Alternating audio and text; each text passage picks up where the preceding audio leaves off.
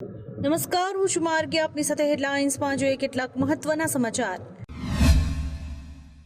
ગત 17મી ફેબ્રુઆરીની સાંજે પંજાબના બટાલાના રાયમલ ગામમાં એક વિસ્ફોટ થયો હતો, જેના કારણે વિસ્તારમાં ભય ફેલાયો હતો. જે અંતર્ગત પંજાબની બટાલા પોલીસે જયંતિપુર અને રાયમલમાં થયેલા ગ્રેનેડ બ્લાસ્ટ કેસમાં ગ્રેનેડ હુમલામાં સામેલ મુખ્ય આરોપીને બટાલા પોલીસ એન્કાઉન્ટરમાં માર્યો હતો. આ કાર્યવાહી ત્યારે થઈ જ્યારે પોલીસે મુખ્ય આરોપી મોહિત અને તેના બે સહયોગીઓને ઘેરી લીધા હતા. મહાકુંભ 2025ના સફળ આયોજન માટે સીએમ યોગી આદિત્યનાથે પોલીસ કર્મચારીઓના યોગદાનને વખાણ્યું છે અને તેમને 1 અઠવાડિયાની રજા આપવાની જાહેરાત કરી છે. તમામની તબક્કાવાર રજા મળશે. તેમણે જણાવ્યું કે ડ્યુટી ઉપર તૈનાત પોલીસ કર્મચારીઓને કુંભ મેડલ, પ્રશંસાપત્ર અને અધિકારીઓને ₹10,000 બોનસ મળશે. તેમણે કહ્યું કે કુંભના ક્રાઉડ મેનેજમેન્ટ તથા સુરક્ષા આયોજનને વૈશ્વિક પ્રશંસા મળી છે. ભારત સહિત 4 દેશોમાં ભૂકંપના આંચકા અનુભવાયા છે. માત્ર નેપાળ અને ભારતમાં જ નહીં, પરંતુ તિબેટ અને પાકિસ્તાનમાં પણ ભૂકંપ આવ્યો છે.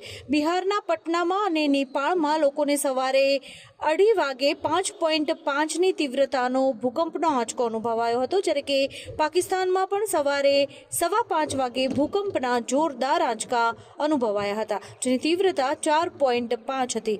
શુક્રવારે સવારે 2:45 તિબેટમાં પણ ભૂકંપના આંચકા અનુભવાયા હતા.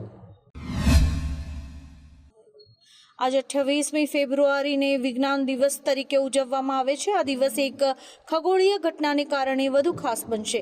હકીકતમાં વૈજ્ઞાનિકોએ કહ્યું છે કે આજે સૂર્યાસ્ત પછી થોડીક મિનિટો માટે 7 ગ્રહો આકાશમાં એક સાથે દેખાશે. આ અદ્ભુત ખગોળીય ઘટનામાં તમે બુધ, શુક્ર, ગુરુ કે મંગળ કોઈ પણ ગ્રહને દૂરબીન કે ટેલિસ્કોપ વિના જોઈ શકશો. વૈજ્ઞાનિકોનું કહેવું છે કે આટલું દુર્લભ દ્રશ્ય 2040 પહેલા ફરી નહીં જોવા મળે. ઉત્તર ભારતના હિમાલય વિસ્તારોમાં વરસાદ અને હિમસ્ખલને તબાહી મચાવી છે. હિમાચલ પ્રદેશમાં ગુરુવારે 2 સ્થળોએ હિમસ્ખલન અને ઘણા વિસ્તારોમાં વરસાદ તેમજ હિમવર્ષાને કારણે 4 રાષ્ટ્રીય ધોરીમાર્ગો સહિત લગભગ 250 રસ્તાઓ બંધ કરાયા છે. જમ્મુ કાશ્મીરના ઘણા વિસ્તારોમાં વરસાદ અને ભારે હિમવર્ષાને કારણે જનજીવન પણ ખોરવાઈ ગયું છે.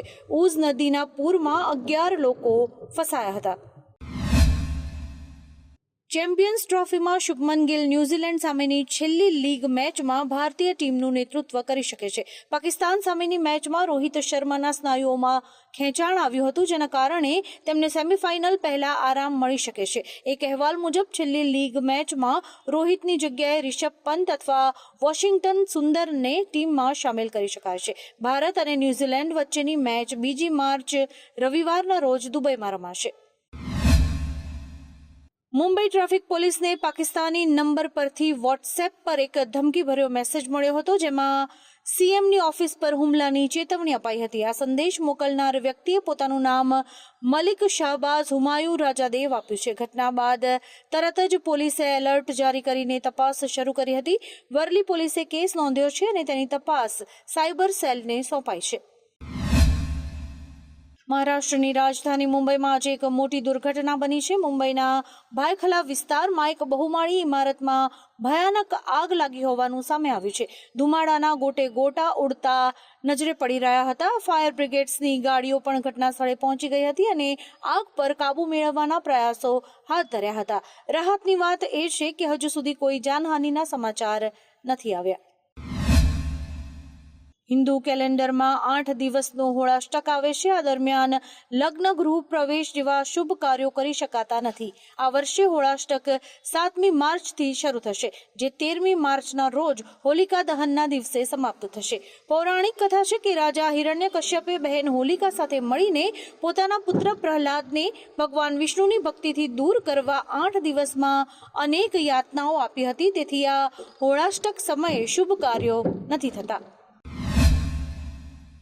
ઉત્તરાખંડના ચમોલી બદ્રીનાથ હાઈવે પર ગ્લેશિયર તૂટવાથી એક મોટી દુર્ઘટના ઘટી છે. રસ્તાના બાંધકામમાં રોકાયેલ 57 કામદારો બરફ નીચે દટાઈ ગયા હતા, જેમાંથી 10ને બચાવી લેવાયા છે. 47 કામદારો હજુ પણ દટાયેલા છે. બીઆરઓ ટીમ ઘટના સ્થળે જવા રવાના થઈ ગઈ છે અને સેના પણ આ રેસ્ક્યુમાં જોડાઈ છે. અમેરિકા જવાના ચક્કરમાં ઘણા લોકો ફસાય છે. આવો જ એક કિસ્સો સામે આવ્યો છે, જેમાં મહેસાણાનો સુધીર પટેલ 2 વર્ષ પહેલા ઘરેથી અમેરિકા જવા નીકળ્યો હતો. તે હજુ સુધી ગુમ છે. તેના પરિવારે એજન્ટ સામે કેસ કર્યો હતો. સુધીરને વર્ક વિઝા સાથે 75 લાખ રૂપિયા લઈ એજન્ટ અમેરિકા લઈ જવાનો હતો. 10 લાખ પરિવારે આપી દીધા હતા. પછી ડોમિનિકા સુધી યુવક પરિવારના સંપર્કમાં હતો, પરંતુ ત્યારબાદ સુધીર વિશે કોઈ જ માહિતી નથી મળી. એસીસી એશિયા કપનો યજમાન દેશ ભારત છે. આ ટુર્નામેન્ટ સપ્ટેમ્બરમાં યોજાવાની છે, જેમાં કુલ 8 ટીમ્સ રમશે. હવે અહેવાલ છે કે ભારત એશિયા કપનું યજમાન તો રહેશે, પરંતુ પાકિસ્તાન સાથે સારા સંબંધ ન રહેતા આ ટુર્નામેન્ટની મેચિસ ભારતની બહાર યોજાશે. એસીસી આ ઇવેન્ટને તટસ્થ સ્થળે આયોજિત કરવાનું વિચારી રહ્યું છે. એશિયા કપની બધી મેચિસ યુએઈ અથવા શ્રીલંકામાં યોજાઈ શકે છે. પાકિસ્તાનમાં શુક્રવારની નમાઝ દરમિયાન મદરેસામાં આત્મઘાતી હુમલો થયો છે, જેમાં અત્યારે તો 5 લોકોના મોત અને 20 લોકોના ઘાયલ થવાના અહેવાલ છે. પાકિસ્તાનના નૌશેરા જિલ્લામાં ઘટના બની છે. પીટીઆઈ અનુસાર ખૈબર પખ્તુનખ્વાના આઈજીપીએ જણાવ્યું હતું કે આ વિસ્ફોટ આત્મઘાતી બોમ્બ વિસ્ફોટ હોવાની શંકા છે, જેમાં હમીદુલ હકને નિશાન બનાવવામાં આવ્યો હતો. પીએનબી કૌભાંડમાં વોન્ટેડ મેહુલ ચોકસીએ અગાઉ દાવો કર્યો હતો કે એન્ટીગુઆમાં તેના અપહરણ પછી તે માનસિક રીતે અસ્વસ્થ હતો. હવે મેહુલે કહ્યું છે કે તેને બ્લડ કેન્સર છે. ઈટીના અહેવાલ મુજબ મેહુલ ચોકસીએ તેમની અરજીમાં તેમનો મેડિકલ રિપોર્ટ પણ જોડ્યો છે. પીએનબી સાથે રૂપિયા 13,500 કરોડની છેતરપિંડીના કેસમાં વોન્ટેડ મેહુલ ચોકસીએ મુંબઈની એક કોર્ટને જણાવ્યું છે કે તે કેસની સુનાવણી માટે ભારત આવવાની સ્થિતિમાં નથી.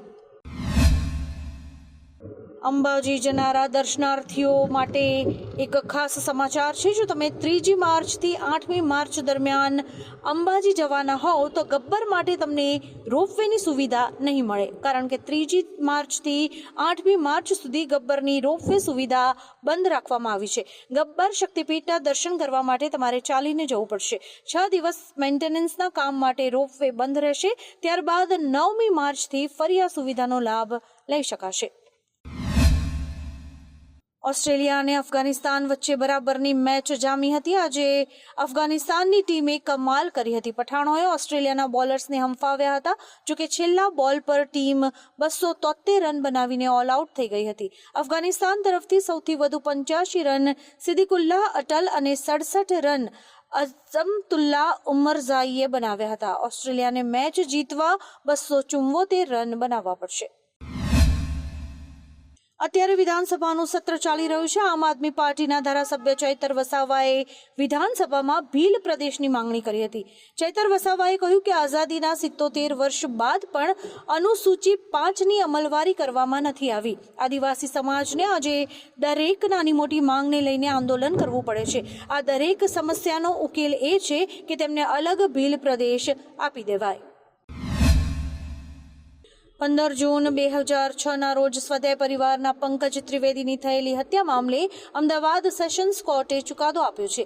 આ કેસમાં 10 અપરાધીઓને આજીવન કારાવાસની સજા ફટકારાઈ છે. સ્વાધ્યાય પરિવારમાં ચાલતી ગેરરીતિઓ અંગે પંકજ ત્રિવેદીએ અવાજ ઉઠાવ્યો હતો, જેથી સ્વાધ્યાય પરિવાર સાથે સંકળાયેલા લોકોએ જ તેમની હત્યા કરી નાખી હોવાનો આરોપ હતો અને હવે તેમની હત્યાના આરોપીઓને કોર્ટે આજીવન કારાવાસની સજા ફટકારી છે. કચ્છના લખપતનું આરોગ્ય કેન્દ્ર નશેડીના હવાલે કરી દેવામાં આવ્યું હોય તેવું લાગી રહ્યું છે. ઘડુલી પીએચસીના આયુષ તબીબનો એક વિડીયો સામે આવ્યો છે. 20 દિવસ પહેલા તબીબ દારૂ પીતા ઝડપાયો હતો. આ મામલે આરોગ્ય વિભાગે નોટિસ પાઠવી હતી. જોકે નોટિસ બાદ કોઈ કાર્યવાહી હાથ ધરવામાં નથી આવી. આ મામલે ગુનો પણ નોંધવામાં આવ્યો હતો. ગ્રામ પંચાયતે પણ કાર્યવાહી કરવાની માંગણી કરી છે. આવા જ કેટલાક રસપ્રદ સમાચારો નિહાળવા માટે અમારી યુટ્યુબ ચેનલને લાઇક, શેર અને સબસ્ક્રાઇબ કરો અને જોતા રહો હેડલાઇન્સ. આ ઉપરાંત આપ અમને અમારા ઇન્સ્ટાગ્રામ હેન્ડલ અને ફેસબુક પેજ ઉપર પણ ફોલો કરી શકો છો.